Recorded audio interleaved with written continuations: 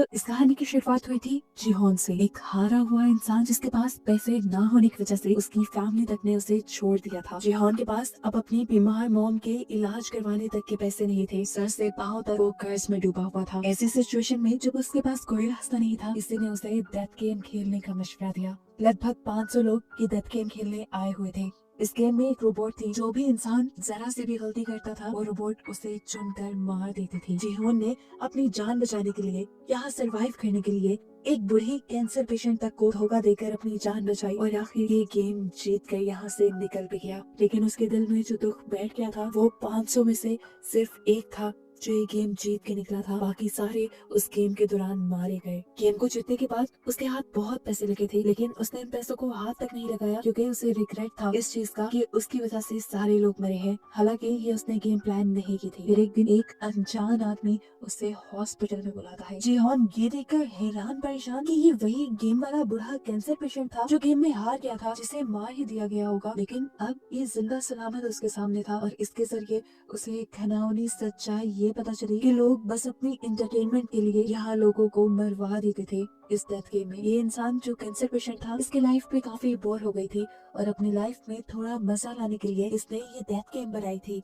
जिहोन को उस बूढ़े आदमी की बेरहमी पर बहुत गुस्सा आया और उसने ठान लिया कि वो इस गेम को बंद करवा कर रहेगा। इसके बाद हम मिले जुनहो से, एक पुलिस ऑफिसर जिसका भाई भाग चुका था पुलिस से कुछ फ्रॉड करके। अपने भाई को ढूंढते हुए जुनहो को उसके रूम से एक गेम वाला कार्ड मिला था। इन्वेस्टिगेशन करते हुए जुनहो जिहोन तक पहुंचा और उसे पता चला कि वो गेम में जाने वाला है और उसका पीछा करते हुए वो भी किसी तरह गेम में घुस गया। वो गेम में पार्टिसिपेट नहीं करने आया था, इसलिए उसने गेम के गार्ड्स में से एक गार्ड को मारकर उसका हुलिया ले लिया। वहाँ गेम में जाकर उसे इस गेम में होने वाले जुल्म का पता चला और उसने इस गेम के खिलाफ ही बहुत सारे सबूत इकट्ठे किए और इस आइलैंड से भागने में कामयाब भी हो गया। उसने ये सबूत सारे सेंड भी किए थे पुलिस को, लेकिन आइलैंड में सिग्नल ना होने की वजह से जुनहो की कोई भी चीज पुलिस को रिसीव नहीं हुई। उस पे जुल्म ये कि जुनहो पकड़ा भी गया फ्रंटमैन के हाथों। फ्रंटमैन वो आदमी है जो इस गेम को खिलाता है और यहाँ हमें ये देखकर हैरानी हुई कि जुनहो का भाई ही असल में फ्रंटमैन था। उसने जुनहो को गोली मारने से पहले अपना चेहरा दिखाया और जुनहो को गोली मार दी, जिसके बाद उन्हें लगा कि जुनहो मर गया है और उन्होंने उठाकर जुनहो को पानी में फेंक दिया। और यहाँ पहले सीजन का रिकैप खत्म होता है। नेक्स्ट सीजन की कहानी यही से कंटिन्यू हो रही है। सबवे स्टेशन पे हम अब जिहोन को देख रहे हैं जो अपनी बेटी से मिलने के लिए जा रहा है। सबवे स्टेशन पे उतरते ही उसकी नजरें दो आदमियों पे रुक गई। उन दोनों में से एक आदमी वही आदमी था जिसने जिहोन को स्क्विड गेम का कार्ड दिया था। ये बात समझ गया कि अब ये लोग दोबारा एक नई गेम के लिए लोगों को इकट्ठा कर रहे हैं, लेकिन वो अब इन्हें इनके बुरे इरादों में कामयाब होने नहीं देगा। वो भागते हुए उस आदमी तक पहुंचने की कोशिश करता है, लेकिन उसने फिर भी थोड़ी देर कर दी थी। वो आदमी वहाँ से जा चुका था। जिन्होंने उस आदमी के हाथ से कार्ड ले लिया जिसको वो गेम वाला आदमी कार्ड देकर गया था और फौरन उस नंबर पे कॉल मिलाई। कॉल मिलाते ही वो फ्रंटमैन को धमकी देता है कि मैं तुम्हें तुम्हारे इरादों में कामयाब होने नहीं दूंगा, मैं इस मरतबा इस गेम को चलने नहीं दूंगा। उसकी धमकियां सुनकर उल्टा फ्रंटमैन ही अब उसे धमकी देने लगा था। वो उसे कहता है जाओ तुम अपनी बेटी से मिलने जाओ, इन पंगों में ना ही पड़ो तो अच्छा है। ये सुनकर वो समझ गया कि फ्रंटमैन और उसके लोग आज भी किसी तरह उसके ऊपर नजर रखे हुए थे, लेकिन अब तक ये कैसे मुमकिन था। वो समझ गया कि जरूर उसकी बॉडी में कोई ट्रैकर लगा हुआ है और वॉशरूम में जाकर वो ट्रैकर अपनी बॉडी में ढूंढने लग जाता और उसे कान के नीचे अपनी बॉडी में लगा ट्रैकर मिल भी जाता है, जिसे उसने एक कटर से कट करके निकाल दिया। सीन कट हो गई। यहाँ हमने जुनहो को देखा जिसे लास्ट सीजन में फ्रंटमैन यानी उसके अपने भाई ने पानी में गिरा दिया था। पता चला कि उसे पानी से एक फिशरमैन ने रेस्क्यू कर लिया था और अब वो हॉस्पिटल में एडमिट था। काफी दिन गुजरने के बाद जुनहो को इस टाइम होश आया है। दूसरी तरफ जिहोन जिसने अपनी बॉडी से ट्रैकर निकाला है, ट्रैकर निकालने के बाद वो अंडरग्राउंड हो गया ताकि स्क्विड गेम वाले उसे ट्रैक न कर पाए, जिसके बाद लगभग 2 माह का वक्त सीजन में गुजार दिया गया और हमें जिन्हो को दिखाया गया जो अभी तक अपने भाई को ढूंढ रहा है और ट्रैफिक पुलिस में है। अपने भाई को ढूंढने के साथ साथ उसका दूसरा मिशन स्क्विड गेम को बंद करने का भी बन गया था, क्योंकि उसने भी देखा था कि कैसे स्क्विड गेम में बेदर्दी से लोगों को मार दिया जाता था। वो जब ये केस अपने सीनियर से डिस्कस करने लगा तो किसी ने उसकी बात नहीं मानी, क्योंकि जब जिन्हो ने उस गेम के बारे में सारे सबूत इन लोगों को उस आइलैंड से सेंड किए थे तो वो इन लोगों तक पहुंच ही नहीं पाए थे और ऐसे सबने मान लिया था कि जिन्हो झूठ बोल रहा है। सीन कट होकर हमें जिहोन को दिखाया गया जिसे अब फ्रंटमैन ने ट्रैक कर लिया था। फ्रंटमैन उसका दरवाजा नॉक करता है। डरते हुए जब जिहोन ने दरवाजा खोला तो फ्रंटमैन 2 कटे हुए सर उसके सामने लेके आया, जिनकी आंखें तब से खुल गई और यहाँ पर जीहोन की भी आंख खुल गई और हमें पता चला ये सिर्फ उसका एक सपना था। बैकर जैसे ही वो उठा उसके दरवाजे पे किसी ने नॉक किया। ये एक गैंगस्टर था जिससे पिछले सीजन में जीहोन ने बहुत सा कर्ज दिया हुआ था, लेकिन अब गैंगस्टर जीहोन के लिए ही काम करता था। अपने साथियों के साथ मिलकर सबवे स्टेशन पर उन लोगों को ढूंढने का जो स्क्विड गेम के लिए लोगों को मैन्युपुलेट करते हैं। अब वही टाइम आ चुका था जिस टाइम में 2 साल पहले जिन्हों को स्क्विड गेम में इंगेज किया गया था। इसीलिए अब वो गैंगस्टर को हर सबवे स्टेशन पर लड़कों को जगह जगह खड़े करने की ड्यूटी देता है, जिसके लिए उसने गैंगस्टर को 1 मिलियन यौन भी दिए थे और साथ ही ये वादा भी किया था कि अगर उन्होंने उस आदमी को किसी भी तरह ढूंढ निकाला जो स्क्विड गेम में लोगों को फंसाता रहा है और अब भी फंसा रहा है, तो जिन्हों इन्हें 1 बिलियन यौन इनाम के तौर पर भी देगा। इनाम की रकम सुनते ही गैंगस्टर का तो मुंह खुला व खुला रह गया। उसने अब अपने लड़कों को भी लालच दी कि जो भी उस आदमी को ढूंढेगा उसे इनाम की आधी अमाउंट मिल जाएगी। जिन्होंने ये लालच इसलिए दिया था ताकि सब लोग दिल लगाकर काम करें और अगर इस मर्तबा इन्हें वो आदमी ना मिला तो इन्हें पूरे 1 साल का और इंतजार करना पड़ जाएगा और इस 1 साल में उस गेम के जरिए बहुत से लोगों की मौत भी हो जाएगी। दूसरी तरफ जिन्हों भी स्क्विड गेम वाला आइलैंड ढूंढने की कोशिश में है। ये काम वो उसी फिशरमैन के साथ मिलकर कर रहा है जिसने उसकी जान बचाई थी। जहाँ से जिन्हों उस फिशरमैन को मिला था, ये लोग उसके आसपास के सब आइलैंड देख चुके थे और अभी तक स्क्विड गेम वाले आइलैंड तक नहीं पहुँच पाए थे। सिनकट होकर हमें गैंगस्टर को दिखाया जाता है जो अपनी एक नई टीम को ट्रेनिंग दे रहा है। उसने सबको बताया कि उन लोगों को सबवे स्टेशन पे एक ऐसे आदमी को ढूंढना है जो सूट पैंट पहने हुए होगा, हाथ में उसका पैसे से भरा ब्रीफकेस होगा और वो सबके साथ दार्जी गेम खेलेगा और उसके बाद उन्हें एक कार्ड देकर जाएगा। सब अपने काम पर लग जाते हैं और काफी दिन के सब्र के बाद 2 आदमियों को आखिर वो बंदा मिल भी जाता है। सबवे स्टेशन पर ही 2 लोगों के साथ दार्जी गेम खेलते हुए वो उसकी लोकेशन अपने बॉस गैंगस्टर के साथ जिन्हों को भी भेज देते हैं और खुद भी उसका पीछा करना शुरू कर देते हैं, जो अब एक दिन मिनी स्टोर पर जाकर बहुत सारे ब्रेड्स और लकी ड्रॉ कार्ड्स खरीद कर भीख मांगने वाले लोगों के पास गया है। इन भीख मांगने वाले लोगों के सामने उसने 2 चॉइसेस रखी, एक ब्रेड और एक लकी ड्रॉ की। तकरीबन सभी लोगों ने लकी ड्रॉ चूज किया लेकिन कोई भी नहीं जीत पाया, जिसके बाद इस आदमी ने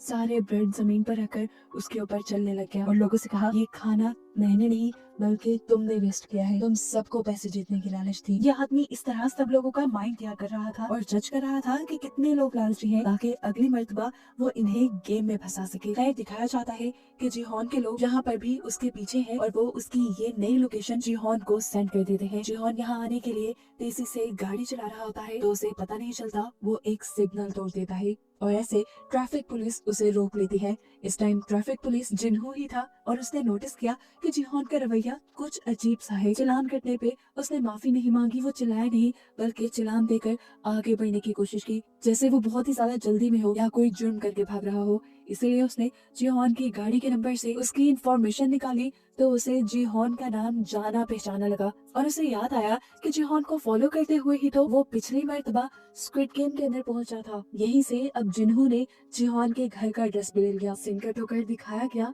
कि वो दोनों आदमी जिससे स्क्विड गेम वाला बंदा मिल गया था वो जीहोन के आने से पहले ही उसको पकड़ने का फैसला करते हैं और डिसाइड करते हैं कि इनाम की रकम वो आधी आधी कर लेंगे। जब वो दोनों उस आदमी को मारने के लिए उसके करीब गए तो उसी आदमी का शिकार हो गए। जीहोन जब तक यहाँ पहुँचा तो उसे सिर्फ सड़क पर लगा खून दिखाई दिया और वो समझ गया कि वो दोनों उसके लोग उस तालिम आदमी के हाथों मारे गए। ऊपर से देखने को मिला कि वो आदमी जीहोन पर नजर रख रहा था। जीहोन के जाने के बाद जब वो कमरे में आया तो पता चला कि उसने जीहोन के आदमियों को अब बंदी बनाया हुआ है। वो इनके साथ भी डेथ गेम खेलता है क्योंकि उसे भी डेथ गेम खेलने में मजा आता था। गेम तो बच्चों वाली थी, स्टोन पेपर सीजर, पर उसने शर्त रखी थी जो हारा वो मारा जाएगा। ऐसे ही जब उनका एक साथी हारता है तो यह आदमी उसे गोली मार कर खत्म कर देता है और फिर दूसरे आदमी से जिन्हों का एड्रेस पूछता है। जिन्हों का एड्रेस पता चलते ही वो उस आदमी को छोड़कर वहाँ से चला गया। यहाँ शाम में जिन्हों जब अपने घर पहुँचा तो वो आदमी उससे पहले ही उसके घर में छुपा बैठा था।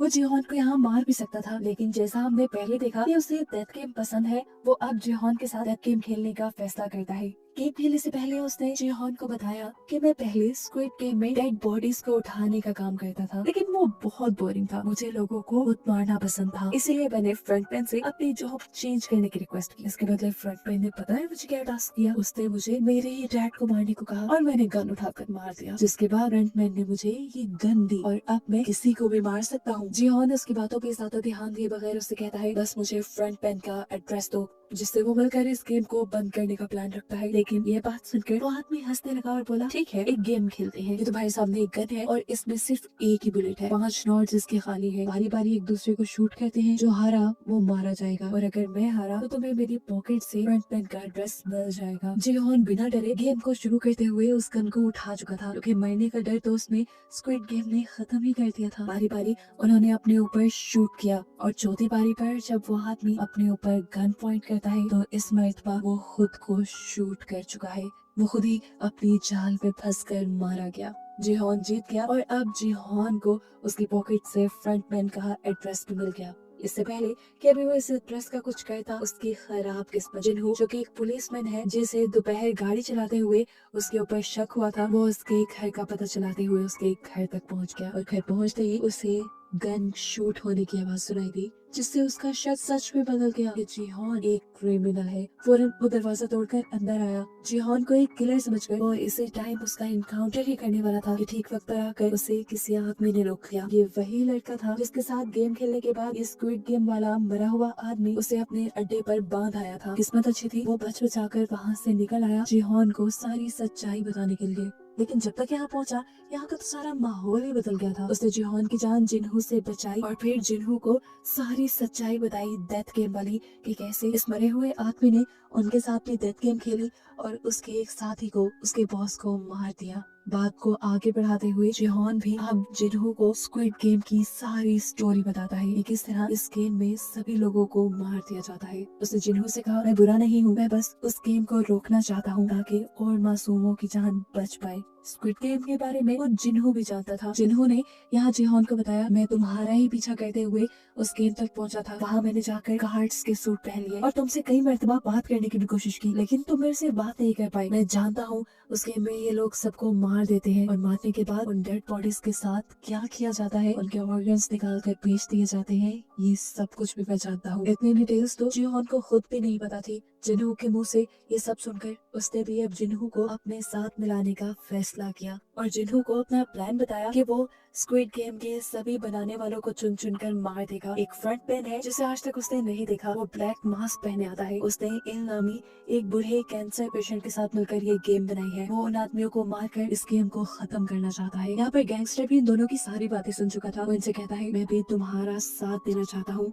मैं उनसे बदला लेना चाहता हूँ अपने उस मासूम साथी का जो मेरा राइट हैंड था, और अब मैं पैसों के लिए नहीं बल्कि हक के लिए तुम्हारा साथ दूंगा। ये सुनकर जिहोन को भी अच्छा लगा और वो इन दोनों को अपने एक रूम में ले गया जहाँ बहुत सारे पैसे थे। ये पैसे वो स्क्विड गेम से ही जीत कर आया था और अब इन पैसों को वो स्क्विड गेम को बंद करने के लिए ही इस्तेमाल करेगा। जिहोन इन लोगों को दिखाता है कि उसने ब्लैक मार्केट से बहुत सारी गन्स भी परचेज की हुई थी और एक सीक्रेट जगह भी बनाई हुई थी उसने, जहां वो अपनी ट्रेनिंग करता था। लेकिन इतना सब काफी नहीं था, उसे लड़ाई के लिए काफी सारे और लोगों की भी जरूरत थी। जिहोन अब जिन्हू को अपनी पुलिस वाली जॉब पे छोड़ने को कहता है ताकि ये लोग अपना मिशन अच्छे से कंप्लीट कर पाए। सीन कट हो गए। अब हमें एक न्यू कैरेक्टर नियोल को दिखाया जाता है। ये एक गरीब लड़की है और उसकी जॉब है होटल में बनी कॉस्ट्यूम पहनकर बच्चों को खुश करने की। उसके पास रहने को कोई घर भी नहीं, वो इसी होटल की बेसमेंट में रहती है। इसी जॉब में नियोल के साथ एक छोटी बच्ची बहुत ज्यादा अटैच हो गई है, जो रोज यहाँ पे विजिट किया करती थी। लेकिन अफसोस की बात है कि उस बच्ची को बोन मैरो कैंसर है और बोन मैरो ट्रांसप्लांट करवाने के लिए उसके डैड के पास ज्यादा पैसे नहीं और अब वो बच्ची मरने वाली है। एक दिन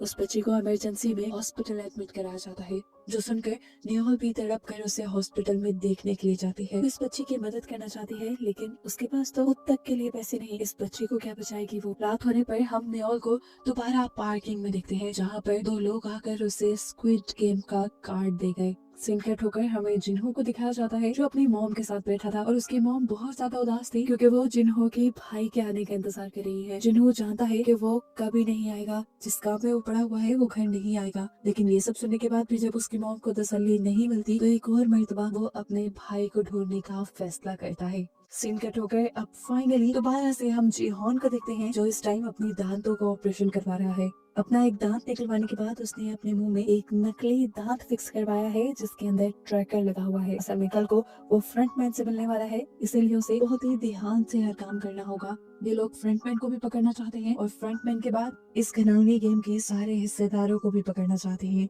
पता चला है कि वो गैंगस्टर जो इनके ग्रुप में है वो अपने लिंक से बड़े बड़े कमांडोज को इनके ग्रुप में शामिल कर चुका है। इन कमांडोज के लिए कुछ भी सही गलत नहीं, ये लोग पैसे के लिए सब काम करते हैं। यहाँ हमें पता चला कि न्यूयॉल को भी वो स्क्विड गेम वाले लेके जा रहे थे। न्यूयॉल उनके साथ चली जाती है, लेकिन देखने को मिला कि उसे एक गेमर के तौर पे नहीं बल्कि सिक्योरिटी गार्ड के तौर पे हायर किया गया था। अब जिन्हों फाइनली जिहोन को लेकर उस एड्रेस पे आ गया है जो उस आदमी की जेब से इन्हें फ्रंटमैन का मिला था। ये एक क्लब का एड्रेस था। जिन्हों अंदर जाने से मना कर देता है क्योंकि उस आइलैंड पर फ्रंटमैन ने जिन्हों को देख लिया था और अंदर जाने पे वो पहचाना भी जा सकता है और इनका मिशन फेल भी हो सकता है। इन दोनों ने अब जिन्हों को छोड़कर अंदर जाने का फैसला किया कि लोग जैसे ही अंदर गए तो बाहर जिन्हों ने नोटिस किया कि दो गार्ड्स जो कि स्क्विड गेम वाले यूनिफॉर्म पहने हुए हैं वो इस पार्टी के अंदर गए हैं और इससे वो समझ गया कि अभी तक फ्रंटमैन अंदर नहीं आया, शायद ये दोनों अंदर की सिक्योरिटी चेक करने के लिए आए हैं। अब यही बात कि फ्रंटमैन अंदर नहीं है जिन्हों अपने साथियों को बताना चाहता था, लेकिन अंदर जाने पर उसने देखा कि जिहोन को फ्रंटमैन के लोग दूसरे दरवाजे से कहीं ले जा चुके हैं। जिहोन के मुंह में लगे ट्रैकर की मदद से इन लोगों ने उस गाड़ी को ट्रैक कर लिया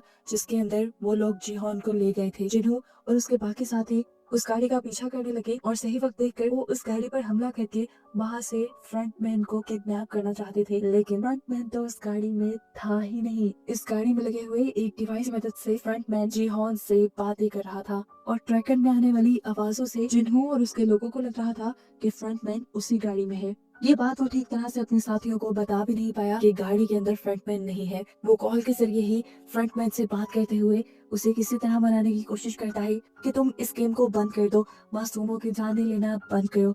जिसपे फ्रंटमैन ने उसे कहा, मैं जबरदस्ती किसी को इस गेम में इन्वॉल्व नहीं करता, सब खुद ऐसे ही लालच में आते हैं। फ्रंटमैन ने बड़ी ढिठाई से बोला, मैं तो एक सोशल वर्क कर रहा हूँ। जो सुनकर अब जिहोन को गुस्सा आ गया और उसने बोला, तुम्हारे काम को कैसे सोशल वर्क कहा जा सकता है? तुम तो लोगों की मजबूरियों का फायदा उठाकर उन्हें मार देते हो। जो सुनकर फ्रंटमैन हंसने लगा और बोला, अरे मेरी बात सुनो, जो लोग इस गेम खेलने के लिए मानते हैं वो पहले से ही लाइफ में हार चुके होते हैं इस दुनिया के लिए, बस वो किसी गन से ज्यादा नहीं। और बस मैं उस गन को खत्म कर रहा हूँ और उससे बाकी लोग इंटरटेन हो रहे हैं, इसमें बुराई क्या है? दूसरी तरफ इस गाड़ी से बाहर हमें दिखाया जाता है कि फ्रंटमैन के स्नाइपर जिन्हों और उसके सभी साथियों की गाड़ियां पंचर कर चुके थे ताकि वो लोग आगे उसे फॉलो ना कर पाए। इस चीज को जानते हुए जिहोन भी इस गाड़ी से निकलने के लिए यहाँ ड्राइवर को शूट करने की कोशिश करता है, लेकिन उसे पता चला कि ये पूरी गाड़ी बुलेट प्रूफ है। साथ ही ड्राइवर ने भी बुलेट प्रूफ कपड़े पहने हुए हैं और वो अब इस गाड़ी में फंस चुका है। ये देखते हुए जिहोन वापस बैठ गया और अब उसके दिमाग में एक नई खिचड़ी बनने लगी। पता नहीं क्या सोचकर उसने फ्रंटमैन से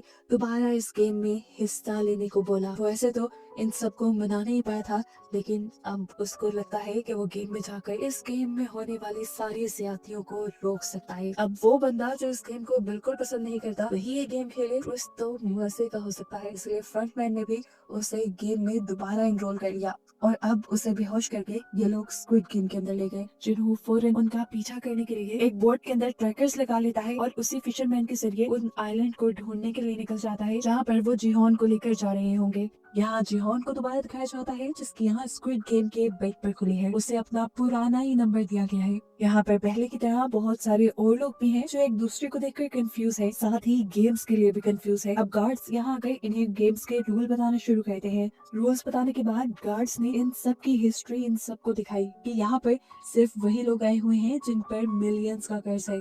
ये सब बताने के बाद गार्ड्स ने इन्हें बताया कि जीतने वाले को 45.6 मिलियन यॉन मिलेंगे। इस गेम के पूरे 6 राउंड होंगे, एक दिन में एक राउंड खेला जाएगा और हर गेम के बाद वोटिंग भी होगी क्या इन्होंने ये गेम कंटिन्यू रखना है या नहीं। और अगर ये लोग गेम बंद करने का डिसाइड करते हैं तो सभी प्लेयर्स को जीते हुए पैसे डिवाइड करके दे दिए जाएंगे। ये एक नया रूल था। जिहोन जान गया कि ये उसी की वजह से डाला गया है। आगे बढ़कर सबने कॉन्ट्रैक्ट साइन कर लिया। जिहोन ने देखा तकरीबन सभी रूल्स पुराने थे, बस कुछ एक आध नए थे। इसके बाद यहाँ एक एक करके सभी प्लेयर के पिक्चर्स ली गई। इस गेम को खेलने यहाँ पर कोरिया का एक फेमस रैपर भी आया हुआ था जिसे देखकर सब हैरान थे। उसके साथ पिक्चर भी बनवाना चाहते थे। उसने सबसे वादा किया कि यहाँ से बाहर जाते ही वो सबको एक एक पिक्चर देगा। यहाँ देखने को मिला कि जिहोन का एक दोस्त भी यहाँ आया हुआ था और ये लोग तकरीबन 3 साल बाद मिल रहे थे। जिहोन के गायब होने की वजह से उसका एक दोस्त उससे बहुत ज्यादा नाराज था। तब जिहोन उसे कहता है, मैं बाहर जाकर तुम्हें सब सच बता दूंगा। तुम इस जगह गलत आ गए हो, तुम्हें नहीं आना चाहिए था। और अब अगर तुम्हें अपनी जान प्यारी है तो जिस तरह मैं कहूँ तुम्हें उस तरह ही करना है। खैर, अब गेम भी शुरू होने वाली थी। सभी लोग बाहर ग्राउंड पे आ गए। ये पुराना ही ग्राउंड था। जिहोन समझ गया कि ये गेम भी पुराने वाली ही है। सीन कट होकर अब हमें जिन्हों को दिखाया गया जो जिहोन का ट्रैकर ट्रैक करते हुए आइलैंड तक पहुंच भी गया है। लेकिन यहाँ उन्हें कोई ऐसी फैसिलिटी नहीं मिली जिसमें गेम खेली जा रही हो। ट्रैकर को ट्रैक करते हुए ये लोग एक फिशरमैन तक पहुंचे और देखा गया कि जिहोन का ट्रैकर यहाँ चारे में पड़ा था। ये देखते हुए उन्होंने फिशरमैन को ही मारना शुरू कर दिया और उससे इन्वेस्टिगेट करने लगे इस ट्रैकर के बारे में। तब फिशरमैन ने जवाब दिया कि मुझे तो ये चारा फ्री मिला था। वहाँ गेम के अंदर भी जिहोन परेशान था कि जिन्हों और उसकी टीम इन सबको रेस्क्यू करने के लिए क्यों नहीं पहुंची। कहीं उसके ट्रैकर में तो कुछ गड़बड़ नहीं। कैमरे से छुपते हुए वो अपने मुंह से जब अपना टूटा हुआ दांत निकालता है तो ये देखकर हैरान रह जाता है कि उसमें ट्रैकर ही नहीं था और गेम वालों ने गेम में आने से पहले उसका ट्रैकर वाला दांत निकाल दिया। और वो समझ गया कि अब वो बहुत बड़ी मुसीबत में है। किसी को तो क्या बचाना, वो खुद भी इस गेम से नहीं निकल सकता। फिर भी वो सबकी जान बचाने का इरादा तो रखता था, इसीलिए उसने सबसे कहा कि इस गेम को आप लोग वैसे ही खेलेंगे जैसा मैं कहूँगा, वरना आप लोग मारे जाएंगे। अब गेम भी स्टार्ट हो चुकी थी। जिहोन सबको अपने एक्सपीरियंस से गाइड करते हुए उस वक्त में आगे लेकर जा रहा था जब डॉल का मुंह पीछे होता था। सभी लोग जिहोन की बात मान रहे थे, लेकिन बहुत से लोगों को यकीन नहीं था कि जिहोन सच बोल रहा है। ऐसे ही वो रैपर अपने सामने वाली लड़की के कान के नीचे मक्खी देकर उसे उड़ाने को कहता है। वो लड़की पीछे मुड़कर उसे देख के हंसने लग जाती है। उसके मुड़ने की मूवमेंट डॉल ने डिटेक्ट कर ली थी और स्नाइपर से उसके सर पे शूट करके उसे मरवा दिया। इससे सब लोग एकदम से बौखलाकर भागने लगे। हालांकि जिहोन उन्हें मना भी कर रहा था। फिर जो हिला वो मारा गया। अब सबको यकीन आ जाता है कि जिहोन की बात मानना ठीक है। जिहोन अब सबको लाइन में आगे बढ़ने को कहता है, जिससे डॉल बहुत कम इनकी मूवमेंट को डिटेक्ट कर पा रही थी। सब पैनिक भी थे। इसी पैनिक कंडीशन को कंट्रोल करने के लिए रैपर अपनी ड्रग ले लेता है और मदहोश होकर बहुत सारे अपने सामने वाले लोगों को धक्का दे देता है। इसी वजह से इन लोगों को स्नाइपर गोलियां मार देते हैं और ये सभी मारे जाते हैं। जिसके बाद डॉल के पीछे मुंह करते ही ये सब रेसिंग लाइन की तरफ भागते हैं। बहुत सारे लोगों ने तो लाइन क्रॉस कर ली,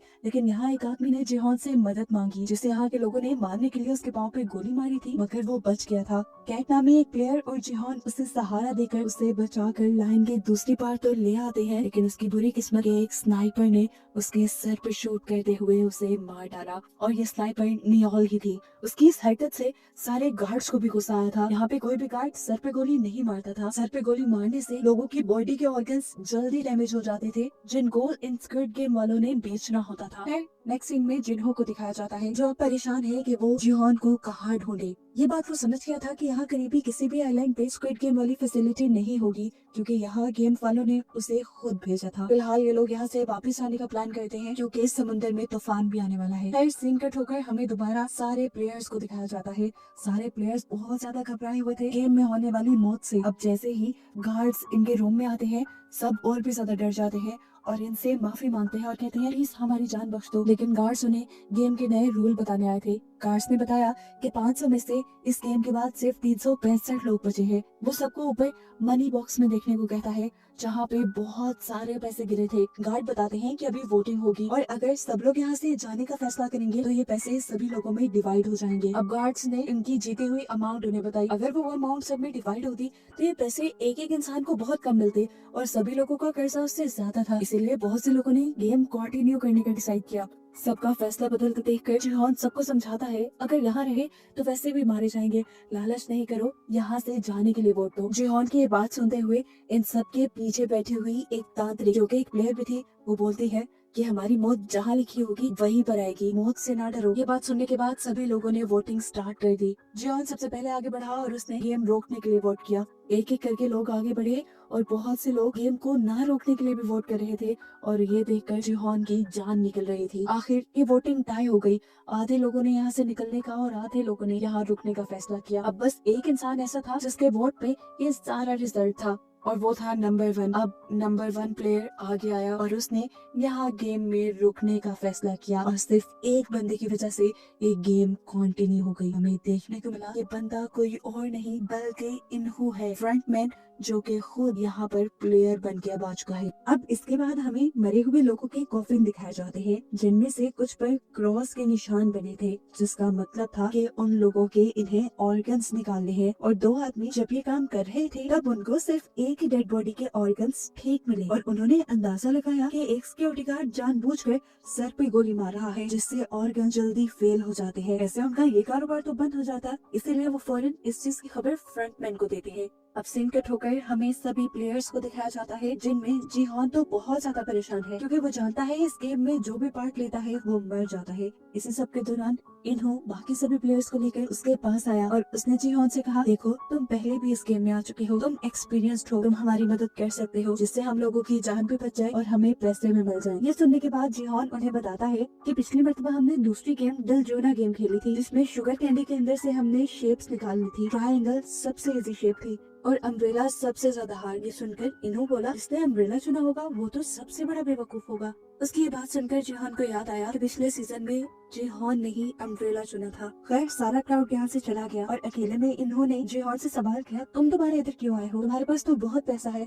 जीहान दुखी हुआ और बोला, वो पैसा मेरा नहीं बल्कि मरे हुए लोगों का था, और ऐसे ही अब भी जो हम पैसे जीतेंगे वो भी मरे हुए लोगों के होंगे। इन्हों से कहता है, तुम ज्यादा नहीं सोचो। उसकी ये बात सुनकर जीहान उसी पे भड़क गया और बोला, तुम चाहते तो इस गेम को रोक सकते थे, तुमने ये गेम क्यों नहीं रोकी। इन्होंने जवाब दिया, क्योंकि यहाँ पे बहुत से लोग गेम खेल कर पैसे कमाना चाहते हैं, सबका कर्ज उन पैसों से ज्यादा था जो हमने कल जीते थे। उनकी ये बहस खत्म करवाते हुए जीहान का दोस्त उससे कहता है, अच्छा ठीक है, अब हमें एक नई स्ट्रेटेजी प्लान करनी चाहिए अगले गेम्स के लिए, ताकि हम ज्यादा लोगों की जान बचा सकें। दूसरी तरफ हम देखते हैं कि एक और जगह बहस चल रही थी। यहाँ पे एक जैक नाम का यूट्यूबर था, साथ ही साथ वो डिजिटल करेंसी को भी डील करता था और उसके इस काम में बहुत से लोगों की इन्वेस्टमेंट थी, जिसमें वो रैपर थॉमस भी था। लेकिन डाउनफॉल आने की वजह से सारे के सारे पैसे डूब गए, इसीलिए वो ये गेम खेलने आया हुआ था। थॉमस और उसका दूसरा साथी उसे मारने लग जाते हैं, ये कहते हुए कि तुम्हें हमारे पैसे वापस देने पड़ेंगे। जीहान और उसका दोस्त इस लड़ाई को रुकवाते हैं। इसके बाद सभी अपने अपने बिस्तर पे चले गए। बेड पे लेटने के बाद इन्होंने जीहान से माफी मांगी उसके गलत बिहेवियर के लिए और बताया कि गेम में रुकना उसके लिए इसलिए जरूरी था क्योंकि उसकी वाइफ को लिवर कैंसर था, उसको लिवर ट्रांसप्लांट की भी जरूरत थी, और जब उसने लिवर ट्रांसप्लांट के लिए बहुत सारे पैसे इकट्ठे किए, कर्ज लिया, तो उसके डिपार्टमेंट वालों को लगा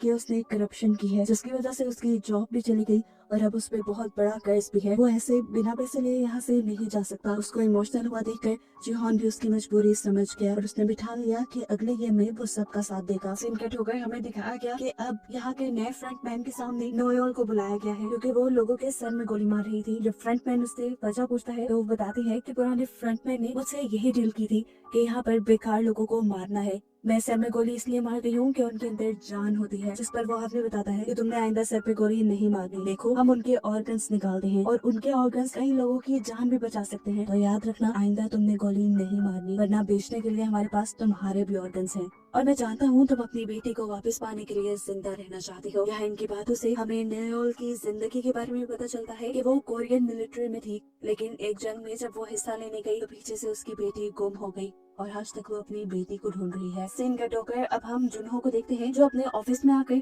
कमिश्नर से मदद मांग रहा है, ये सारी कहानी बताते हुए, लेकिन उसके पास कोई सबूत नहीं। इसलिए कमिश्नर उसे कहते हैं, तुम जानते हो ना, सबूतों के बगैर हम किसी भी चीज पे एक्शन नहीं ले सकते, और तुम्हारी कहानी यकीन के काबिल भी नहीं। मुझे लगता है कि तुम्हारी दिमागी हालत खराब होने लगी है। ये कहते हुए कमिश्नर वहाँ से उठकर चले जाते हैं और पता चलता है कि जिन्हो ने अपने हाथ से अपनी जॉब भी खो दी। लेकिन जिन्हो अभी भी हार मानना नहीं चाहता था, इसलिए उसने अपनी पुरानी टीम को दोबारा यूनाइट किया स्क्विड गेम वाला आइलैंड ढूंढने के लिए। सीन कट होकर अब हमें दोबारा गेम का सीन दिखाया गया, जहाँ पे अब वो डल्जन गेम स्टार्ट हो गई थी। जीहान के कहने पर सबने ट्रायंगल चुना था, लेकिन जैसे ही सबने बॉक्स खोला तो एक ट्रायंगल के अंदर छोटे छोटे कई ट्रायंगल्स थे। ये देखकर सभी डर गए और जीहान पे चिल्लाने लगे। जीहान भी डर गया और तब उसकी आंख खुल गई और हमें पता चला ये सिर्फ उसका पूरा सपना था। खैर अब सब उठ भी चुके थे, दूसरी गेम का टाइम भी हो गया था। इन्हें अब एक नए ग्राउंड में लेके आया जाता है, जहाँ आकर जीहान हैरान परेशान था, क्योंकि ये गेम पहले उसने नहीं खेली थी। जब बाकी सब लोग आके जीहान से इस गेम के बारे में पूछते हैं तो वो बताता है ये कोई नई गेम है और मुझे इसके बारे में नहीं पता। ये सुनकर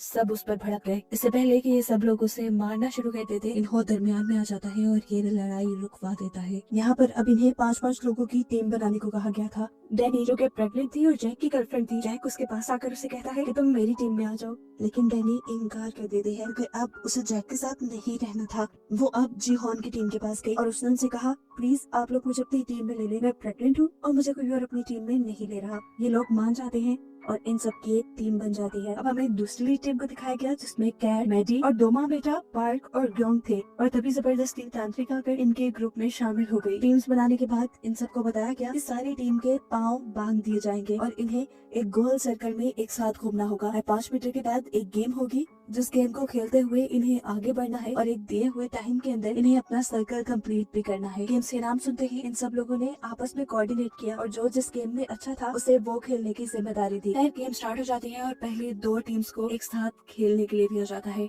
पहली टीम डाची को बहुत अच्छे से खेलती है और तेजी से आगे बढ़ती है, लेकिन वो स्टोन को स्टोन से मारने में कामयाब नहीं हुए। स्टोन उनका आगे गिर गया था। एक साथ जब ये लोग उसे लेने के लिए आगे बढ़ गए तो गिर गए। टाइम काफी वेस्ट हो रहा था। खैर वो इस राउंड को भी पार करके आगे बढ़ गए। अगला गेम था इन्हें लट्टू को घुमाना, जो पहली मर्तबा में तो इनका एक टीम मेंबर नहीं कर पाया, लेकिन अगली मर्तबा में उसने ठीक से कर लिया। जबकि दूसरी टीम वो तो अभी अपनी पहले ही राउंड में फंसी हुई थी। फिर वक्त खत्म हो गया और दूसरी टीम को गोलियां मारकर स्क्विड गेम वालों ने मार दिया और वो टीम जिसने काफी सारे राउंड पूरे कर लिए थे वो भी अपना टाइम पे सर्कल कंप्लीट नहीं कर पाई थी और ऐसे उन्हें भी गोलियां मारकर मार दिया गया। ये देखकर सभी बहुत ज्यादा डर गए, घबरा गए। यहाँ पर अब सब लोगों की लाशें उठाई जा रही थी। एक बंदा अभी जिंदा था, मरा नहीं था। इन्होंने उसको भी उठाकर कॉफिन में डाला और उसके कॉफिन पे क्रॉस का निशान बना दिया। लेकिन फिर यहाँ पर नेओल आई और उसने आकर उस आदमी के सर पे गोली मारते हुए उसे जान से मार डाला। ये चीज फ्रंटमैन ने भी देख ली थी और उसकी इस हरकत से फ्रंटमैन के साथ उसके सारे गार्ड भी गुस्से में आ गए।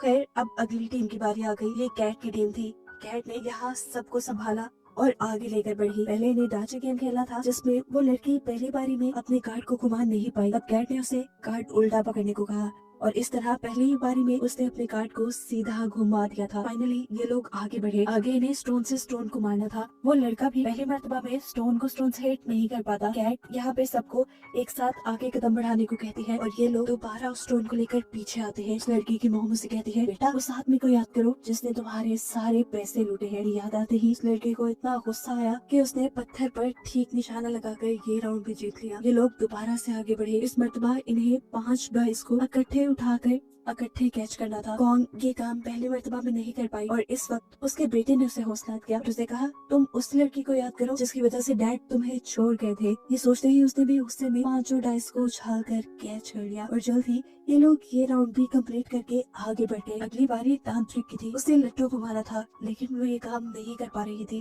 पहली मर्तबा दूसरी मर्तबा जब ये काम नहीं कर पाती तो वो रोने लग जाती है और कहती है, हम सब सब मर जाएंगे। उसका हौसला टूटते देखकर कैट उसे जोर जोर से थप्पड़ लगाती है और लट्टू उसकी आंखें करीब करते हुए कहती है, अगर तुमने ये नहीं किया तो मैं तुम्हें मार दूंगी। वो लड़की अब कैट से डर गई और उसने तेजी से लट्टू को बनाकर घुमाया और फाइनली ये लोग ये राउंड भी जीत गए। अगले राउंड में इन्हें पॉम पॉम को पाँव से उछालना था और ये काम करना था कैट ने। कैट ने सबका मुंह दूसरी तरफ करवाया और बड़ी ही आसानी से पॉम पॉम को 5 मरतबा उछाल कर ये लोग आगे बढ़े और फाइनली टाइम से पहले ही इन्होंने अपना पूरा सर्कल कंप्लीट कर लिया। उनकी इस जीत से सब लोग इस तरह खुश थे जैसे सब लोग जीत गए हों। लेकिन दूसरी वाली टीम जो वक्त पे अपना सर्कल कंप्लीट नहीं कर पाई उन्हें गोलियों से भूनकर मार दिया गया। फिर इसी तरह गेम चलती रही। कोई टीम जीती तो कोई हारी और जो हारी उन्हें गोलियों से मार दिया गया। आखिरी बारी आई जिहोन की टीम की। उन्होंने अपनी साथ वाली टीम को भी ऑल द बेस्ट कहा और गेम स्टार्ट कर दी। पहला गेम डैनी ने खेला, दूसरा गेम जिहोन के दोस्त ने खेला, तीसरा गेम खेला उनके ग्रुप में आए हुए ली ने, जिसने पहली ही बारी में 5 डाइस को उठाकर अपने हाथ में कैच कर लिया था और उसने बताया कि वो इस गेम में एक्सपर्ट है क्योंकि वो अपनी बहनों के साथ ही खेलता रहा है। चौथा गेम इन्होंने खेलना था, उसे लट्टू को घुमाना था। पहली मर्तबा वो ठीक नहीं कर पाता और ये लोग आगे जाकर इकट्ठे उस लट्टू को उठाते हैं। दूसरी मर्तबा जब वो ये करने लगता है तो जानबूझकर वो लट्टू को पीछे फेंक देता है। उसकी ये चाल किसी को समझ नहीं आ रही थी। ये लोग पीछे से लट्टू को लेकर आए और अब इन्होंने ऐसा ड्रामा किया कि जैसे वो अपने हारने से बहुत ज्यादा परेशान है, वो अपने आप को मारने लगा। तो जिहोन ने उसे समझाया कि देखो तुम याद करो कि बचपन में तुम ये कैसे घुमाते थे, और इस मर्तबा इन्होंने लट्टू को ठीक से घुमा दिया। अगली बारी जिहोन की थी, उसे पम पम को 5 मर्तबा पाँव से हिट करना था। 4 मर्तबा तो उसने आसानी से कर लिया, लेकिन 5वीं मर्तबा पम पम आगे की तरफ बढ़ा। इससे पहले कि वो जमीन से टकरा जाता, इन्होंने जिहोन का पाँव आगे करके ये गेम जितवा दी और वो लोग वक्त से पहले जीतकर बहुत खुश हुए। लेकिन उनके साथ वाली टीम वो वक्त से पहले या वक्त पर वो काम नहीं कर पाई और इस तरह वो टीम मारी गई। ये देखकर जिहोन को काफी दुख हुआ है। वो अपने रूम में वापस आ गए जहाँ बहुत से लोग उन्हें जिंदा देखकर इसलिए नाराज थे क्योंकि उन्हें लग रहा था कि अब जीते हुए पैसे डिवाइड हो जाएंगे। इसी दौरान गार्ड्स भी रूम में आ गए। गार्ड्स ने इन्हें इस गेम के जीतने वाली प्राइस इन्हें दिखाई और बताया कि इस मर्तबा 110 लोग मरे हैं और अब सिर्फ 255 लोग बाकी रह गए हैं। जिस लिहाज से हर जीतने वाले के पास अब 78 मिलियन युआन आ सकते हैं। और अब दोबारा वोटिंग होगी। अगर लोग इस गेम को बंद करने के लिए वोट करेंगे, ये पैसे सब में डिवाइड हो जाएंगे। बहुत से लोगों को ये पैसे बहुत कम लग रहे थे। जिहोन ने अपनी टीम को कहा कि तुम लोग गेम को बंद करने के लिए वोट करना, तुम लोग को जितने पैसे चाहिए मैं यहाँ से निकल कर तुम्हें दे दूंगा। जिहोन की बात उसकी टीम ने मान ली और सबसे पहले इन्होंने वोट किया गेम बंद करने के लिए। दूसरी बारी पार्क की थी। पार्क की मॉम गोहंग ने उसे कहा कि तुम गेम बंद करने के लिए वोट करना, देखो हमारे दोनों के पैसे मिलाकर तुम्हारा कर्जा उतर जाएगा। लेकिन पार्क ने इस गेम को कंटिन्यू रखने का फैसला किया क्योंकि उसका कर्जा कहीं ज्यादा था और उसने अपनी मॉम को अपने कर्जे के बारे में नहीं बताया था। वोटिंग आगे बढ़ती रही। देखते ही देखते देखने को मिला कि बहुत सारे लोगों ने ये गेम कंटिन्यू रखने की बात की है। ये देखते हुए जिहोंग और इन लोगों पर भड़कने लगे और बोले, इतने सारे लोगों के मरने के बावजूद भी आप लोगों को ये गेम कंटिन्यू रखनी है। तब एक अंकल बोले, तुम क्या जानो, हमारे ऊपर बहुत सारा कर्जा है, हमें पैसे लेकर ही यहाँ से निकलना है। ऐसे ही एक दूसरा लड़का बोला, मैं अगर बाहर गया तो वैसे भी मर जाऊंगा, तो बेहतर नहीं है कि यहाँ रहकर पैसे कमा लूं या फिर यहीं पर मर जाऊं। उनकी बातों का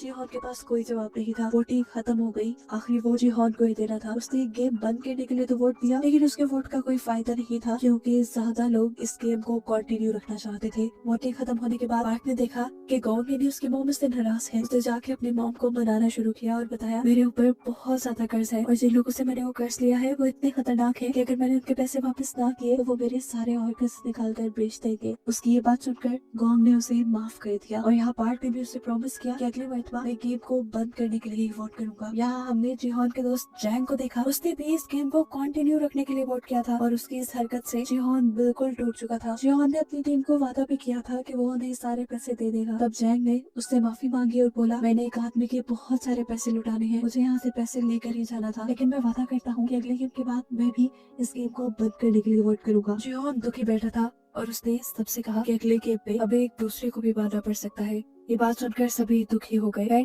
इन लोगों के पास अब खाना कुछ एक्स्ट्रा था जो उन्होंने डैनी को दे दिया क्योंकि डैनी प्रेग्नेंट थी और उसे ज्यादा खाना खाने की जरूरत थी। सीन कट होकर हमें बाथरूम में जैक और थैनोस यानी रैपर को दिखाया गया। वो रैपर अभी भी जैक को घेरे खड़ा था और उसने उसे कहा कि तुम मेरे कर्जदाई हो, इस तरह तुम मेरे गुलाम हुए, तुम यहाँ से मुझे पैसे जीत कर देकर जाओगे। ये सुनकर जैक ने उसे कहा कि तुम्हारे पैसे डूबने में मेरी कोई गलती नहीं, तुमने मेरे कहने पे शेयर जरूर खरीदे थे, लेकिन जब मैंने तुम्हें बताया कि अब इन्हें बेचने का टाइम है तो तुमने तब लालच में वो नहीं बेचे और तुमने अब सारे पैसे खुद डुबाए हैं। इसमें मेरा कोई कसूर नहीं। लेकिन वो रैपर उसकी कोई बात मानने को तैयार नहीं था। वो उसे कहता है, जो भी है तुम पैसे जीतो और मुझे वापस करो। ये सुनकर जैक हंसने लगा और बोला, अगर मैं वो पैसे जीत भी गया तो शायद तुम मर चुके होगे। ये बात सुनकर उस रैपर को इतना ज्यादा गुस्सा आ गया कि वो जैक की गर्दन पकड़कर उसे मारने लगा। पर सही वक्त पर जिहोन की टीम ने आकर इस लड़ाई को रोक दिया। खैर ये लोग वापस रूम में आ गए और यहाँ आकर जिहोन ने सबसे कहा कि हमें बारी बारी उठकर पहरा देना होगा क्योंकि पैसों के लिए मैंने देखा है लोग खुद जानवर बन जाते हैं और अपने दूसरे ही टीम मेंबर्स को मार देते हैं ताकि प्राइज मनी उनको मिल जाए। रात में हम देखते हैं कि जिहोन ने काफी देर पहरा, जिसके बाद जैंग उठा। जैंग ने उसे कहा,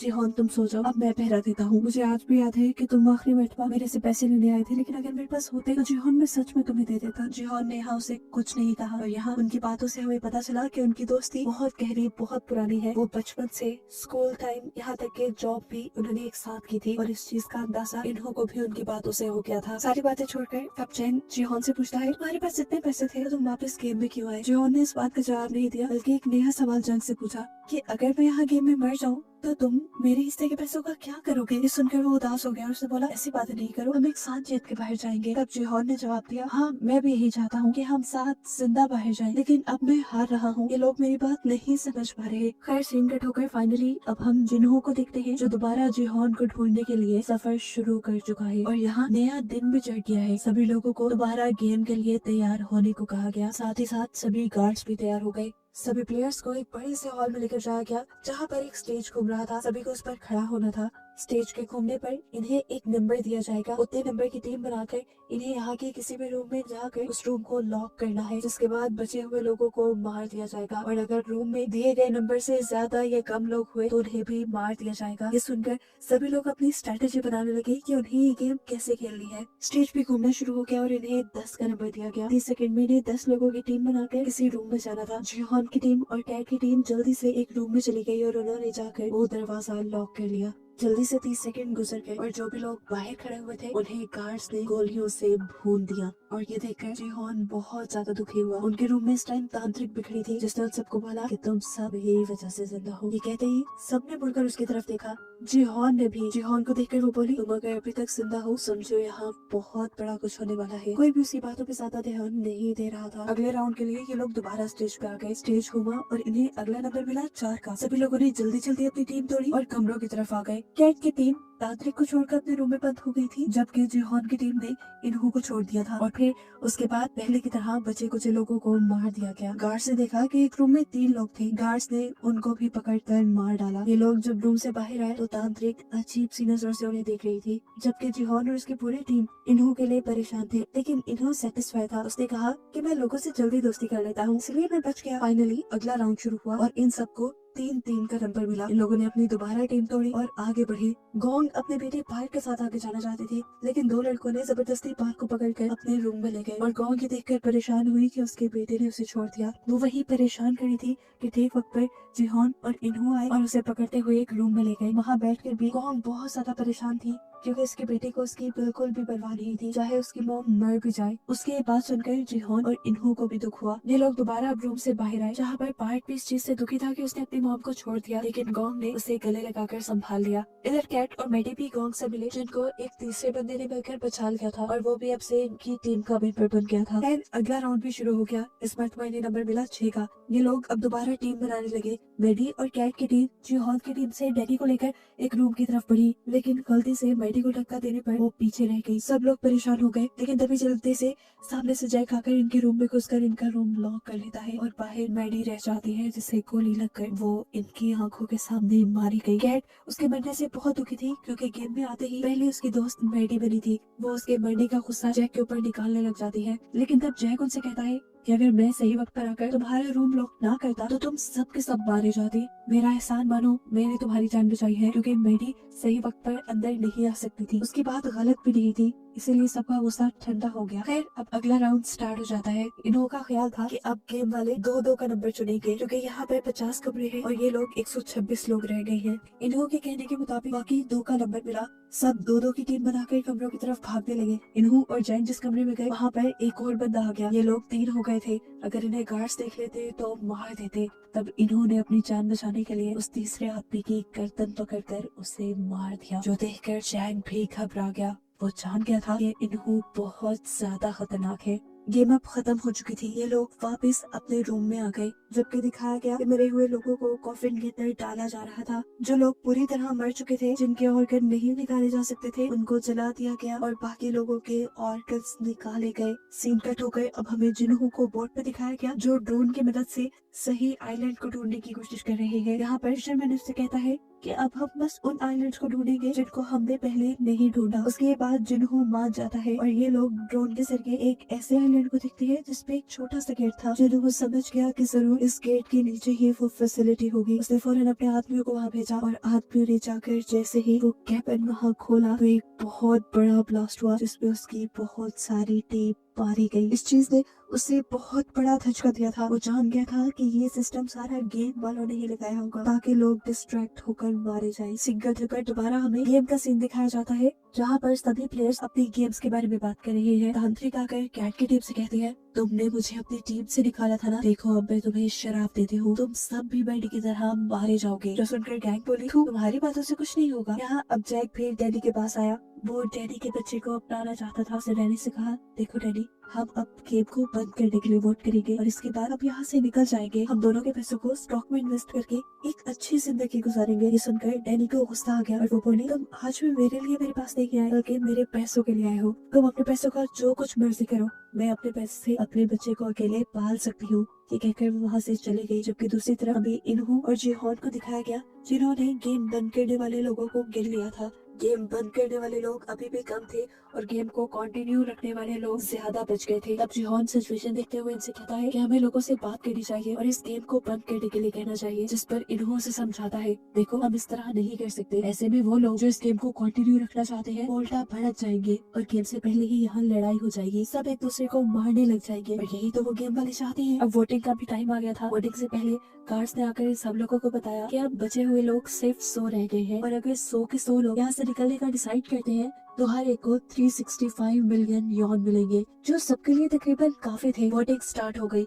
इस पर वोटिंग काफी क्रिटिकल थी क्योंकि जितने लोग यहाँ से निकलने के लिए वोट कर रहे थे उतने ही लालची लोग ये गेम कंटिन्यू रखने के लिए भी वोट कर रहे थे। दिखाया गया कि तांत्रिक के कहने पर एक लड़की ने गेम को कंटिन्यू रखने का वोट दिया है, जिससे गेम को कंटिन्यू रखने वाले लोग ज्यादा हो गए हैं। लेकिन अच्छी बात थी कि अभी इन्हों का वोट बचा हुआ था। सभी उसे देखकर डर गए और सबसे ज्यादा डरा जैंग। जैंग जो उसका कारनामा देख चुका था रूम में एक आदमी को मारने का, वो ये बात जिहोन को बताने लगा। लेकिन उससे पहले ही इन्होंने उनके हक में वोट देकर उसकी इस बात को काट दिया और सब लोग खुश हो गए। लेकिन अभी तो वोटिंग टाई हो गई थी, इस वोटिंग का कोई रिजल्ट नहीं निकला। तब गार्ड्स ने कहा कि अब वोटिंग सुबह को दोबारा होगी, सुबह तक के लिए कोई फैसला नहीं है। अब सभी लोग जिन्होंने ये गेम को खत्म करने के लिए वोट दिया था वो सभी परेशान बैठे थे कि पता नहीं सुबह क्या होगा। तब एक आदमी मशवरा देता है कि हम उनके किसी एक आदमी को बनाकर अपनी साइड कर लेते हैं। ये सुनते ही पार्क आगे बढ़ा और उसने बोला कि अगर तुम लोग इस गेम को कैंसिल करने को कहते हो तो मैं तुम सबको खाने की पार्टी दूंगा। लेकिन उसके बाद से सामने वाली टीम भड़क गई। सामने वाली टीम के अंकल बोले अगर तुम सब मर गए देखो हमें तो ज्यादा पैसे मिलेंगे। और यहाँ पर अब ली नाम का लड़का खड़े होकर कहता है और अगर गेम बंद ना हुई तो देखना तुम सब लोग मर जाओगे। बहस बढ़ते बढ़ते इनकी लड़ाई तक आ गई। ये सब लोग अपनी लाइन में आ गए। उनकी ये बहस देखते हुए जिहोन ने नोटिस किया कि आज इन सबको खाने के साथ फॉग भी दी गई थी कि अगर लड़ाई हो तो इसे हथियारों के तौर पे यूज किया जा सके। सीन कट होकर हमें वॉशरूम में दिखाया गया कि वो रैपर एक आदमी को डरा धमका रहा है क्योंकि उसने गेम बंद करने के लिए वोट किया है, जबकि रैपर ने उसे गेम को कंटिन्यू रखने को वोट देने को कहा था। ये देखकर जैक सामने आया और उसने रैपर से कहा कि तुम किसी को भी धमका नहीं सकते वोटिंग के लिए। इन सबके दरमियान बहस इतनी बढ़ गई ये लड़ाई की तरफ चली गई। जैक इस लड़ाई से बचना चाह रहा था लेकिन रैपर ने उसको ओवर पावर कर दिया और उसका गला दबाकर उसे मारने ही वाला था कि उस वक्त पे जैक को ना चाहते हुए भी रैपर के ऊपर फॉग से हमला करके उसे मारना पड़ा। उसने फॉग रैपर के गले में धंसा दिया था जिससे उसकी वहीं पे मौत हो गई। रैपर के मरने के बाद दिखाया गया कि सिर्फ जैक और रैपर के दरमियान में ही नहीं बल्कि यहाँ सभी लोगों के दरमियान में लड़ाई चल रही थी और वॉशरूम के बाहर गार्ड्स पहरा दे रहे थे क्योंकि वो तो खुद चाहते थे कि ये लड़ाई होती रहे। यहाँ अब हॉल में बताया गया कि कैसे बहुत सारे लोग वॉशरूम में लड़ाई करके मारे गए हैं और उनके मरने से इनकी अमाउंट में और ज्यादा पैसा भी डाला गया। ये करने के बाद अब सारे लोग वापस आए और इन्होंने बताया कि कैसे वॉशरूम में वोटिंग को लेकर लड़ाई हो गई थी। सिंकट होकर अब हमें जिन्हों की बोर्ड को दिखाया जाता है जिसमें एक आदमी की तबीयत खराब हो रही थी। वो उल्टी करने के लिए जब बाहर आया तो उसने देखा कि फिशरमैन जिसे जिन्हों अपना साथी समझ रहा है वही उसके सिस्टम में गड़बड़ी कर रहा था और यहाँ हमें रिवील हुआ कि असल में वो भी गेम वालों का ही एक मेंबर है। जब फिशरमैन ने देखा कि जिन्हों के गार्ड ने उसे देख लिया है तो वो उस गार्ड को ही उठाकर पानी में फेंक देता है। इतनी ही देर में जिन्हों भी शोर सुनकर बाहर आया तो ये फिशरमैन बहाना बनाने लगा असल में यहाँ की सब चीजें खुली थी, मैं तो उसे देखने के लिए यहाँ आया हूँ। यहाँ एक फ्लैशबैक से हमें ये भी पता चला कि फ्रंटमैन यानी इन्होंने ही इस आदमी को यहाँ भेजा था उसके भाई यानी जिन्हों को उससे दूर रखने के लिए और साथ ही साथ जिन्हों का ख्याल भी रखने के लिए। यहाँ अब गेम में दिखाया जाता है कि ये लोग अपने अपने लोगों को गिन रहे हैं कि नए लोगों के मरने से वोटिंग पर कितना असर पड़ा है। गिनने पे पता चला कि गेम को कंटिन्यू रखने वाले 2 लोग मरे थे जबकि जिहोन की टीम का एक बंदा मरा था। अगर सुबह वोटिंग होती तो ये लोग जीत जाते लेकिन जिहोन जानता था कि वोटिंग अब ऐसे नहीं होगी, रात में ये लोग जरूर किसी ना किसी को मार डालेंगे। सिंकट होकर दूसरी तरफ हमें गार्ड्स को दिखाया गया जो इस टाइम अपनी इलीगल बिजनेस में बिजी है। वो पानी के रास्ते ऑर्गन्स को यहाँ से लेकर निकल रही हैं ताकि ऑर्गन्स को अच्छे दामों में बेचा जा सके। यहाँ दिखाया गया कि कुछ गार्ड्स को ब्लैक मास्क में तैयार करवाया क्योंकि यहाँ पर एक नई गेम चलने वाली है। ये गेम मर्डर की गेम है। इधर यही बात जिहोन ने भी सभी टीम मेंबर्स को बता दी कि जरूर गार्ड्स या ये लोग आज रात को हमें मारने की कोशिश करेंगे, ऐसा पहले भी हो चुका है। ये सुनकर सभी लोग घबरा गए। जिहोन अब इन सबसे कहता है कि अगर हम लोगों को अपनी जान बचानी है तो हमें गेम वाले मेंबर्स को ही मार देना चाहिए, लेकिन ये इतना आसान नहीं था। तब जिहोन बोला अगर हम चाहे तो कर सकते हैं। ऊपर वाले फ्लोर्स में वो अथॉरिटीज रहती हैं, हम गार्ड्स को मारकर उनकी गन से लेंगे और जाकर अथॉरिटीज को मार देंगे ताकि ये गेम ही बंद हो जाए। इन्हों बोला ये बहुत खतरनाक रास्ता है, ऐसे में हमारे भी बहुत से लोग मारे जाएंगे। जिस पर जिहोन बोला हमारे लोगों के मरने के कम चांसेस है क्योंकि गेम वालों को अंदाजा भी नहीं है कि हम उनकी अथॉरिटीज के ऊपर हमला करने वाले हैं। ये सुनकर इन्हों अजीब सी नजरों से उसे देखकर बोला हाँ सच में उन्हें अंदाजा नहीं है। फिर सीन कट हुआ और हमें आधी रात का सीन दिखाया गया। जिहोन और उसके बहुत सारे साथी बेड्स के नीचे छुप गए थे क्योंकि वो जानते थे कि अब जो लड़ाई होने वाली है उसमें बहुत से लोग मारे जाएंगे। उनकी टीम के ज्यादा लोग इसलिए छुप गए ताकि वो नजरों में ना आए और उनको कोई मार ना पाए। सुबह वोटिंग होने पर वही लोग, जिहोन ये भी जानता था कि गार्ड्स ज्यादा लोगों को मारना नहीं चाहते क्योंकि अगर ज्यादा लोग मर गए तो उनकी गेम में मजा ही नहीं रहेगा। इसलिए जब गेम को कंटिन्यू रखने वाली टीम ने जिहोन की टीम पर हमला किया और कुछ ही लोगों को मारा तो फौरन ही गार्ड्स भी आ गए इस लड़ाई को रोकने के लिए। गार्ड्स अब यहाँ गिरे हुए लोगों को चेक करने लगे कि क्या वो मर गए हैं। इन्हीं लोगों में जिंदा जिहोन की टीम भी छुपी हुई थी जो एकदम से गार्ड्स को पकड़कर उनकी गन्स छीनने में कामयाब हो जाते हैं। असल में ये उनका प्लान था कि लड़ाई होने के बाद वो इस तरह मरने का ड्रामा करेंगे और गार्ड्स जब उनके करीब आएंगे तो वो गन्स छीन लेंगे और इन्हीं गन्स से जाकर वो अथॉरिटीज पर हमला करेंगे। ये देखते हुए और भी गार्ड्स यहाँ आ गए अपने गार्ड्स को रेस्क्यू करने के लिए और लोगों को कंट्रोल में करने के लिए। जिहोन की जान बचाने के लिए इन्होंने ही अपने ही गार्ड्स की गन लेकर अपने ही गार्ड्स को मारना शुरू कर दिया क्योंकि वो किसी को भी शक में नहीं डालना चाहता कि वो खुद अथॉरिटी है। ये चीज देखते हुए अब नए फ्रंटमैन ने सभी गार्ड्स को अपने कमरे में वापस बुला लिया। सभी यहाँ से बाहर निकलने लगे लेकिन एक गार्ड के बाहर जाने से पहले ही वो दरवाजा बंद हो गया और गार्ड ने अपने आप को सरेंडर भी कर दिया इनके सामने। लेकिन तब जिहोन ने उस गार्ड को नहीं मारा। अब जिहोन का एक आदमी दूसरी टीम के लोगों को मारना चाहता था जिन्होंने उनकी टीम पर हमला किया था, लेकिन यहाँ जिहोन उसे रोक देता है और कहता है हम उन्हें नहीं मारेंगे। लेकिन वो आदमी बाजिद था कि हमें उन्हें मार देना चाहिए, वो पैसों के पीछे भागने वाले दरिंदे हैं। तब जिहोन बोला देखो अगर हमने उन्हें मार दिया तो हम में और उनमें कोई फर्क नहीं रहेगा। वैसे भी हमने ये हथियार इन लोगों को मारने के लिए नहीं लिए, हमने ये हथियार लिए हैं उन लोगों को मारने के लिए जिन्होंने ये घिनौनी गेम बनाई है और जोर से चला रहे हैं। खैर अब जंग का टाइम शुरू हो चुका था, इन्हें आगे बढ़ना था। जैंग ने इन सबको समझाया देखो हमें अभी लड़ना पड़ेगा, क्या पता इसके बाद हमें मौका मिले या ना मिले। बहुत से लोग आगे बढ़े। पार्क भी इस जंग में उनका साथ देना चाहता था लेकिन गॉम ने उसे रोक लिया। बहुत से लोग अब जंग के लिए आगे बढ़े। इन्होंने गार्ड्स की गन्स ले ली और कैट ने उन सबको गन्स चलाना सिखाई क्योंकि वो पहले मिलिट्री का मेंबर थी। यहाँ अब तैयार होने के बाद जिहोन ने उस गार्ड का मास्क उतारा और देखा कि वो तो एक छोटा सा बच्चा था। ये देखने के बाद अब उसने कहा कि चलो हमें अपने बॉस के पास लेकर चलो। ये गार्ड अब उनको रास्ता बताने लगा। जैसे ही ये लोग बाहर निकले तो बहुत सारे गार्ड्स ने इन्हें देखकर इनके ऊपर हमला शुरू कर दिया और इन्होंने भी जवाब में फायरिंग की और यहाँ पर जंग का एक बहुत ही जबरदस्त माहौल बन गया। बहुत सारे गार्ड्स जैसे इनकी गोलियों से मर रहे थे तो ये भी गार्ड्स की गोलियों से बच रहे थे। यहाँ पर कैट ने एक जबरदस्त काम किया, यहाँ के सारे सीसीटीवी कैमरास को गोलियां मार के तोड़ दिया जिससे कोई उनके ऊपर नजर न रख पाए।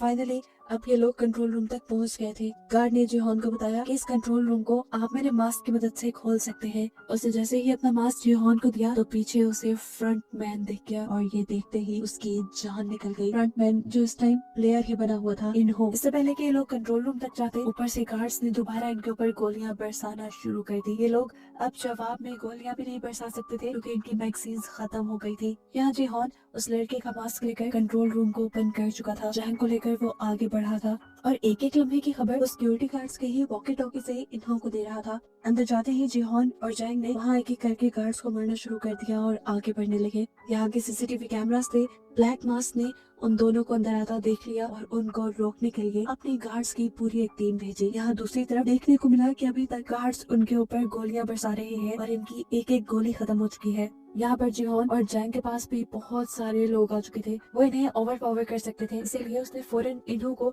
अंदर आने को कहा। लेकिन इन्होंने बताया कि मेरे पास गोलियां नहीं है। उसने कहा जाओ पहले कमरे से मैगजीन्स लेकर आओ गार्ड्स के पास जो एक्स्ट्रा होती है। जिहोन के कहने पर अब उसे ये काम करना पड़ा। अब इन्हों के आने में तो देर थी, जिहोन को बचाव के लिए दोबारा गोलियों की जरूरत थी। तब जैंग ने उसे कवर दिया, वो ऊपर से गार्ड्स को मारता रहा और जितने गार्ड्स को इन लोगों ने यहाँ मारा था जिहोन उनके पास जाकर उनके मैगजीन ले आया। यहाँ देखने को मिला कि ली वापस हॉल में आ चुका था। उसने यहाँ पर मौजूद गार्ड्स की मैगजीन इकट्ठी करना शुरू कर दी और पार्क ने भी इस काम में उसकी मदद की। दूसरी तरफ हमें दिखाया गया जब इन्हों को ये फील हुआ कि जिहोन दोबारा कहीं से मैगजीन लेकर उनके गार्ड्स को मारता जा रहा है तो सिचुएशन खराब देखकर वो जिहोन के पास आया और जिहोन को डिस्ट्रैक्ट करने के लिए वो बोला, मैंने बाहर एक नक्शा देखा था, मुझे लगता है कि कंट्रोल रूम तक जाने का पीछे से भी एक रास्ता है, मैं वहाँ जाकर तुम्हें खबर देता हूँ, तुम वहाँ से कंट्रोल रूम तक जाओ। जिहोन उसकी बात मान गया और उसके बहकावे में आते हुए उसे अपनी आखिरी मैगजीन भी जिहोन ने दे दी। यहाँ दिखाया गया कि ली जैसे ही वहाँ से बाहर निकला मैगजीन्स को ऊपर ले जाने के लिए, तो गोलियों की आवाज ने उसे बुरी तरह डरा दिया। वॉकी टॉकी से कैट उसे ऊपर की तरफ बुला रही थी, लेकिन वो वॉकी टॉकी को अब नीचे फेंक देता है क्योंकि ऊपर जाने का उसके अंदर हौसला नहीं। ये सुनकर कैट उसे गालियां देती है और खुद मैगजीन्स लेने के लिए नीचे आने का फैसला करती है। अब दोबारा हमें इन्हों को दिखाया गया जो पीछे रास्ते में तो चला गया था, लेकिन अब उसे एक नया कवर लेना था। उसने वॉकी टॉकी से ऐसे एक्टिंग करके जिहोन को मैसेज दिया कि जैसे वो गार्ड के हमले में घायल हो गया हो। उसने यहाँ पर एक जख्मी आदमी की आवाज भी जिहोन को सुनाई, जिससे जिहोन को सच में लगा कि वो बहुत ज्यादा जख्मी है। और फिर इन्होंने उस सामने वाले आदमी को भी गोली मारकर मार दिया। ये सब वॉकी टॉकी से जिहोन सुन रहा था और अब जिहोन को ऐसे लगा जैसे इन्हों मारा गया हो और इस चीज से वो बहुत ज्यादा दुखी हो गया। वो तो इन्हों को अपना दोस्त समझ रहा था, ये नहीं जानता था कि इन्हों ही सबसे बड़ा गद्दार है। अंदर कैट जो अब मैगजीन्स लेकर बाहर की तरफ बढ़ रही थी, उनके रूम में भी बहुत सारे गार्ड्स आ गए। कैट ने पहले इन्हीं को मारने का फैसला किया, लेकिन गैंग ने उसे रोक दिया और कहा कि तुम इन्हें नहीं मारो। पता नहीं क्यों कैट ने उसकी बात मान ली। कैट के सही वक्त पर बाहर ना पहुंचने की वजह से सब लोग अब सरेंडर करने की पोजीशन पे आ गए, क्योंकि वहाँ गार्ड्स की तादाद ज्यादा हो गई थी और वो लोग लड़ भी नहीं सकते थे। इसी तरह गार्ड्स ने सामने आकर यहाँ एक एक करके सबको मार दिया।